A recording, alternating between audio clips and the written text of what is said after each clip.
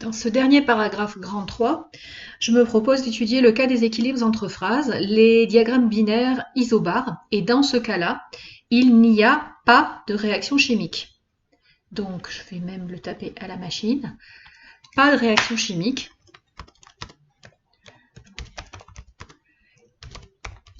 Et donc, pas de relation de type Guilbert-Evage. K égale Q, ou relation de Guilbert-Evage à écrire. Donc ça, c'est un préalable que vous devez retenir pour la suite. Donc, cas des équilibres entre trois phases, L égale 0. Effectivement, je vous rappelle que nous avions rencontré des diagrammes binaires de ce type-là, et nous avions montré que dans le domaine qui est ici au-dessus, c'est le domaine, par exemple là c'est un diagramme solide-liquide beryllium-silicium, donc ici c'est le domaine du liquide. Que nous avons tout en dessous ici le domaine où il y aura deux phases solides de silicium pur et de beryllium. Et puis nous avons ici les domaines où nous avons l'équilibre liquide plus une phase solide, donc dans un cas le beryllium solide pur et dans l'autre cas le liquide plus le silicium solide pur. Donc je vais déplacer ces objets pour les mettre à leur place. Donc nous avons ici le liquide, nous avons ici les deux phases solides silicium et beryllium pur. Nous avons là le liquide. Alors là c'est un peu curieux la façon dont ça se déplace. Liquide plus le beryllium solide. Comme ceci, et de l'autre côté, nous avons le liquide plus le silicium solide qu'il faudrait que j'écrive en plus petit pour que ça rentre dans le domaine. Dans ces conditions, le domaine d'équilibre à trois phases dont je parle, je vous rappelle que c'est cette horizontale qui est écrite ici en gris, mais que je vais repasser en vert fluo pour qu'on la voit mieux. Et donc, nous avons ici un segment qui est le domaine d'équilibre à trois phases. Et c'est sur ce segment, pour un point caractéristique de mon système en ce point, que je veux travailler. Donc, si je me place, pardon, trop grand, si je me place à un point n'importe où sur ce domaine d'équilibre à trois phases, je veux montrer que le degré de liberté du système est égal à 0. Donc je pars du principe que j'ai l'équilibre à trois phases. Donc je vais pratiquer de la même façon, c'est-à-dire je vais commencer par chercher n.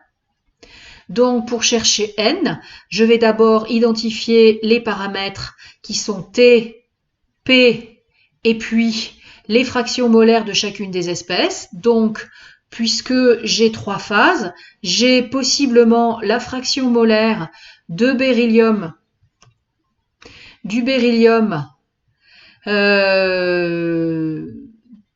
dans la phase solide. J'ai la fraction molaire du silicium dans la phase solide et je vais me limiter aux espèces présentes. Par contre, dans la phase liquide, j'ai du beryllium et du silicium, tous les deux présents dans la phase liquide. D'accord? Donc, je ne vais pas parler de la fraction molaire, donc ça c'est dans la phase solide 1, etc. Donc j'ai 1, 2, 3, 4, 5, 6, je me retrouve avec un n qui est égal à 6. Maintenant, je vais chercher y, c'est-à-dire le nombre de relations, et là, je n'ai pas le droit d'écrire des relations de type Guilbert-Evage.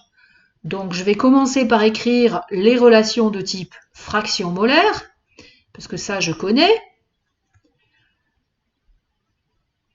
Donc par phase, eh bien, je sais que le beryllium est pur dans sa phase et donc il vaut 1.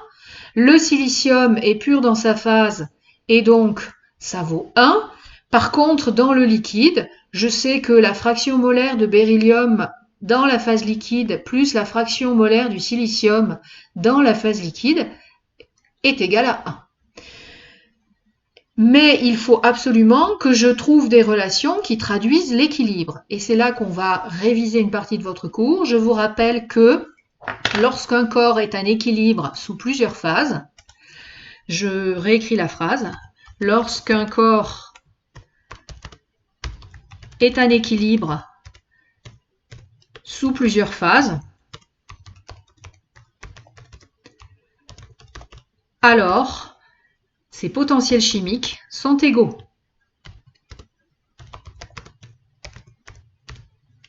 Dans les différentes phases. Eh bien, je vais exprimer ça. Dorénavant, j'exprimerai ces relations d'équilibre par les potentiels chimiques. Donc, qui est un équilibre avec quelle phase? Eh bien, le beryllium solide est un équilibre avec le beryllium liquide. Donc, je peux écrire que le potentiel chimique du beryllium solide est égal au potentiel chimique du beryllium liquide. Mais me direz-vous, je cherche des relations entre les fractions molaires. Or là, je n'ai pas de relation entre les fractions molaires. Eh bien si, puisque si je développe, je vais retrouver que le potentiel chimique standard du beryllium dans la phase solide, plus RT log népérien de la fraction molaire du beryllium dans la phase solide, égale le potentiel chimique standard du beryllium dans la phase liquide, plus RT log népérien de la fraction molaire du beryllium dans la phase liquide. Et vous voyez bien que cette relation est bien une relation entre des fractions molaires, puisque ça est une constante, RT et la température, paramètre intensif, et donc j'ai bien ici une relation de type fraction molaire, de type entre les paramètres intensifs. Je peux bien sûr écrire le potentiel chimique du silicium à l'état solide égale le potentiel chimique du silicium à l'état liquide. Ça se développerait de façon identique. Je ne le fais pas. Toujours est-il que j'ai deux relations d'équilibre puisque j'ai deux composés en équilibre sous deux phases. Puisque le beryllium appartient à la phase solide et la phase liquide, le silicium appartient à la phase solide et à la phase liquide, je ne peux écrire que deux équilibres. Donc au final, si je fais le compte, eh ben, je vais me retrouver avec Y qui est égal à, eh bien, j'ai trouvé ici une, deux, trois relations de fractions molaires, j'ai trouvé ici deux relations de potentiel chimique, et donc j'ai Y qui vaut 3 plus 2 et qui vaut 5. Dans ces conditions, je peux dire que la variance de mon système est égale à 6n-5 et vaut donc 1. Maintenant, je peux calculer le nombre de degrés de liberté. Je précise que tous ces graphes sont tracés sous P égale 1 bar, particulièrement dans le cas des solides liquides, P n'est pas un facteur d'équilibre. Donc, P choisi égale à 1 bar, c'est le cas. Alors, le fait que P soit choisi, c'est le cas dans tous les diagrammes binaires. Et donc, vous avez systématiquement une contrainte K à minima égale à 1, puisque la pression est fixée. Dans ces conditions, le degré de liberté, L, vaut la variance moins K, et vaut donc 1 moins 1, et j'obtiens bien que le degré de liberté est égal à 0, ce qui signifie que, on l'avait déjà dit, l'équilibre à trois phases ne peut avoir lieu que à T est égal à constante, ne peut avoir lieu qu'avec une composition de la phase liquide, c'est-à-dire la fraction molaire en beryllium dans la phase liquide et la fraction molaire en silicium dans la phase liquide qui sont fixées. C'est ce qu'on appelle la composition du liquide eutectique, du mélange eutectique.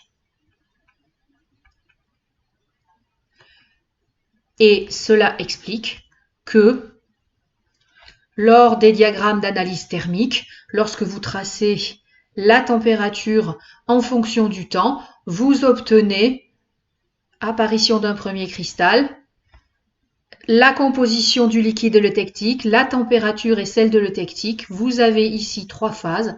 Donc vous avez L est égal à 0, trois phases dans le système, et vous avez ce fameux palier de température avant que l'une des phases ne disparaisse et qu'on arrive à un système à deux phases ici, une seule phase là.